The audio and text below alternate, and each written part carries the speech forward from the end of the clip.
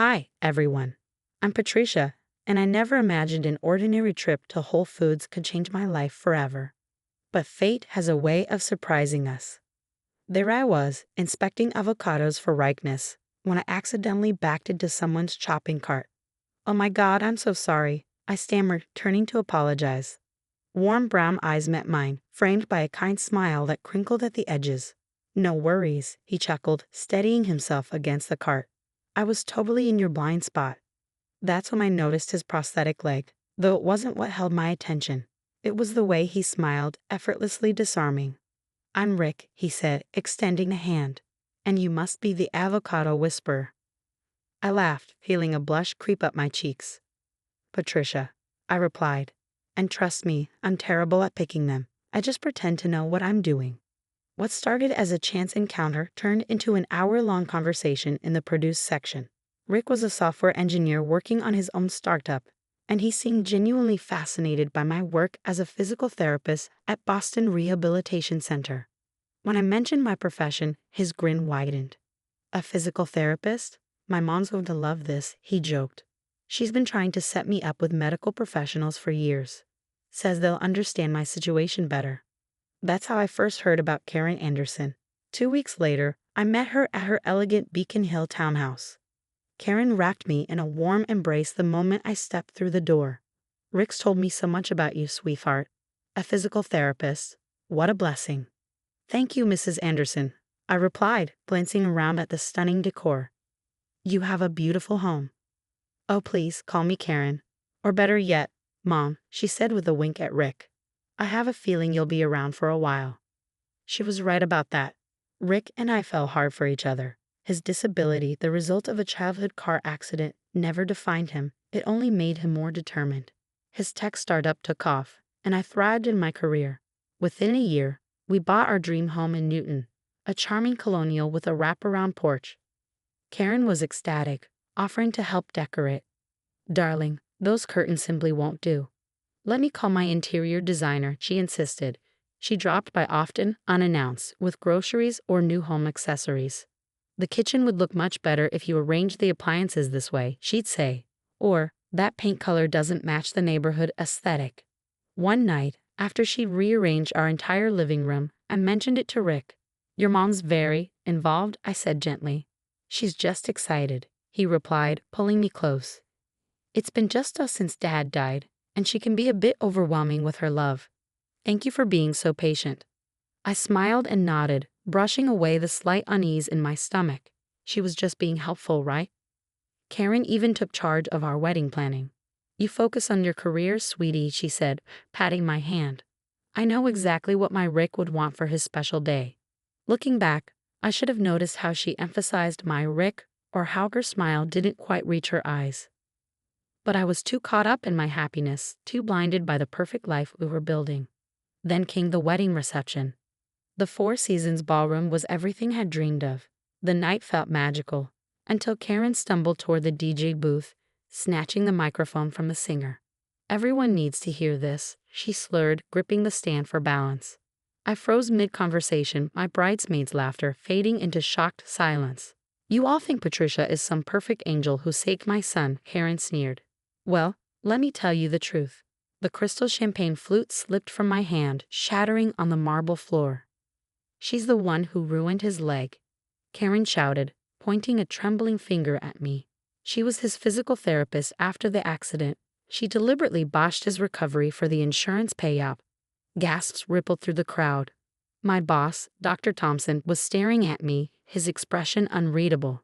Around the room, phones were already out, fingers flying across screens. Security, please escort Mrs. Anderson outside. Rick's voice cracked through the speakers as he grabbed a second microphone. Don't you dare shut me up, Karen shrieked. I have proof she's a fraud. She's manipulating my baby boy. 2 guards approached, but Karen jerked away, spilling wine down her designer gown. Ask her where she was working in 2010. Ask her about the malpractice settlement. I was a sophomore at UCLA, I whispered, but the damage was done. Whispers swirled, faces blurred. In the chaos, I fled to the bridal suite. Rick found me moments later, clutching a paper bag to my lips, struggling to breathe. Baby, I'm so sorry, he said, kneeling beside me. She's completely lost it. Everyone knows it's not true. A soft knock interrupted us. A petite woman with Rick's eyes peeked inside. "Can I come in?" she asked hesitantly. "I'm Rachel, Rick's cousin, and I think there's something you both need to know." She perched on the ottoman, twisting her bracelet nervously. "This isn't the first time Aunt Karen has done something like this." "What do you mean?" Rick asked, sinking onto the couch. "Remember Jessica? Your fiancée from 3 years ago?" Rachel said, her voice trembling. "She left me at the altar.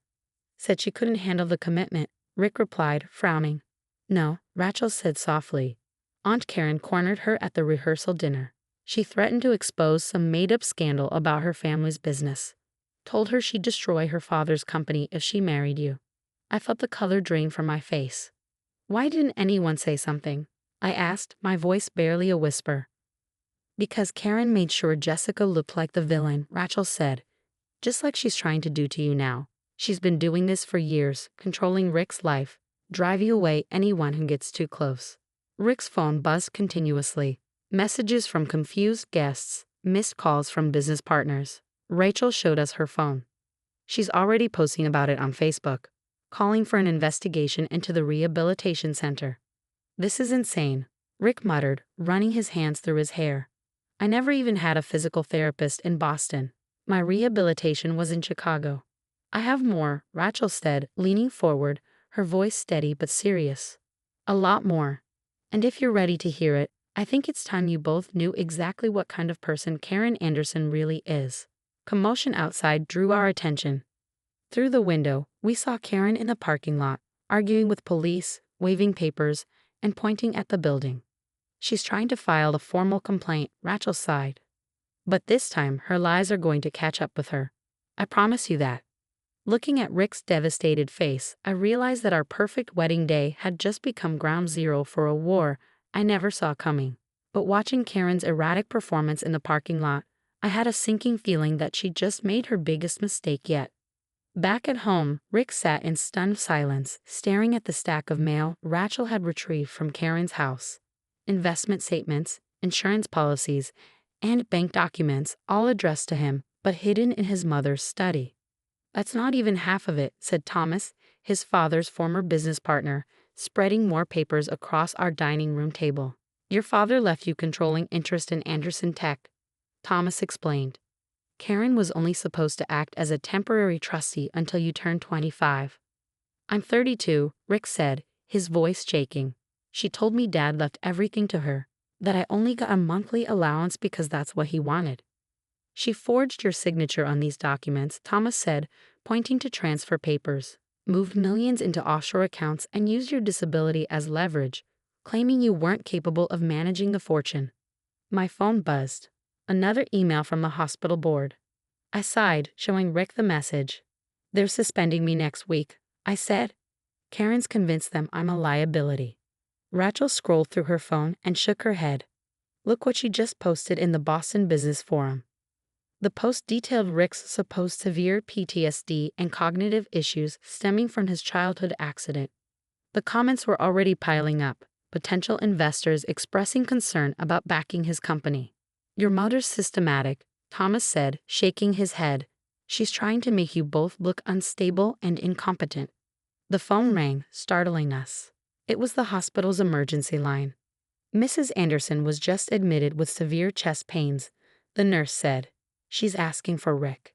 Rick grabbed his keys immediately. "Wait," Rachel said, locking the door. "Call the hospital directly." One phone call revealed the truth. Karen had never been admitted. But by the time we realized her deception, Rick had already missed his investor meeting. His biggest backer pulled out, citing concerns about leadership stability. "She cost us the Series B funding," Rick said, slumping into a chair. 2 years of work, gone. "Look at these bank statements," Thomas said, pointing to suspicious transfers. "She's been siphoning money from your trust fund into her personal accounts for years." "Using your social security number," Rachel added. "And if something else. Remember how she claimed she paid for your surgeries?" Rick nodded, his expression wary. "The insurance documents show your father's policy covered everything." Karen had pocketed the donations from Rick's accident fund. A betrayal that became just one piece of a much larger puzzle. The doorbell rang, interrupting our tense discussion. A courier handed me a thick envelope. Inside were medical records Karen had sent to my licensing board, supposedly proving my negligence. But the dates didn't match and the signatures were clearly forged. "She's getting sloppy," Thomas muttered, gathering the evidence. These forgeries, the fake hospital emergency, the social media posts, she's leaving a trail. "What do we do?" I asked, watching Rick stare silently at his father's old photos on the mantel. "We don't do anything," Rachel said with a grim smile. "Karen's already done enough." "These documents," Thomas said, holding up the forged papers, "are going straight to the FBI's Financial Crimes Unit. An anonymous tip. Let's see how she handles real investigators asking about fraud and identity theft." "She'll claim she was protecting me," Rick said bitterly. "Not this time." Thomas pulled out a final document, your father's original will. "I kept a copy in my personal safe. Wait until the authorities see how different it is from the one Karen perpetrated." Looking at the evidence spread across our table, years of theft, lies, and manipulation laid bare, I realized that Karen's greatest weapon had always been our silence. But now, her desperation to destroy us had created a paper trail that would finally bring her down. "Turn on the news," Rachel's excited voice came through the phone. The TV lit up with breaking news footage of Karen being escorted from her real estate office in handcuffs. Her designer suit clashed sharply with the FBI windbreakers surrounding her. "Mrs. Anderson is charged with multiple counts of fraud, identity theft, and embezzlement," the reporter announced. Sources say the investigation began after suspicious activity was detected in offshore accounts linked to Anderson Tech. Rick squeezed my hand as his mother's mugshot appeared on the screen. "I can't believe it's finally over," he said quietly. The following weeks brought an avalanche of revelations. Karen's obsession with destroying me had led her to bribe a hospital clerk for access to patient records, attempting to fabricate evidence of negligence. The clerk reported her, triggering a broader investigation. "The feds found everything," Thomas explained during a meeting with prosecutors. "Tax evasion, embezzlement from Rick's trust fund, even insurance fraud from the donations she collected after his accident." Karen's real estate empire crumbled as clients fled. The Boston Globe ran a scathing exposé titled "Socialite's Web of Lies Unravels." Her country club membership was revoked, and former friends pretended they'd never known her. 15 years, Rick mumbled after the sentencing. "She'll be in prison for 15 years. The restitution hearing is next week," Rachel reminded us. "They're seizing her assets to repay what she stole from you." We used the recovered funds to launch the Anderson Wilson Foundation, a nonprofit dedicated to helping people with disabilities access rehabilitation services and career support. Rick's tech company shifted its focus to developing affordable prosthetics, while I continued my work at the Rehabilitation Center, now as director. 6 months later, I received a letter from the prison. The shaky handwriting was unmistakably Karen's. "I did it all for Rick. You'll never understand a mother's love." I dropped the letter into the shredder without finishing it. The foundation approved 10 new scholarships today. Rick announced that evening, his prosthetic leg propped on our coffee table. Kids who couldn't afford physical therapy before. "And guess who called?" I said, grinning. "Jessica, your ex-fiancée. She's joining our board of directors." Through the window, the lights of the foundation's new building glowed against the Boston skyline.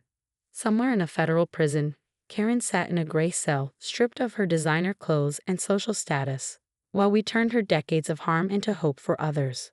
"Ready for the gala tonight?" Rick asked, adjusting his tie. "The governor's attending." "Let me guess." I smirked. "Mom won't be making it to this party." "Nope," he laughed, pulling me close. "But I hear the prison cafeteria serves excellent rubber chicken." We had taken Karen's poison and turned it into medicine. Her destruction became the foundation of something greater. As we walked hand in hand to the gala, I realized that some happy endings don't come from forgiveness, they come from finally breaking free. What would you do if a mother-in-law tried to destroy your career with false accusations? Share your thoughts below.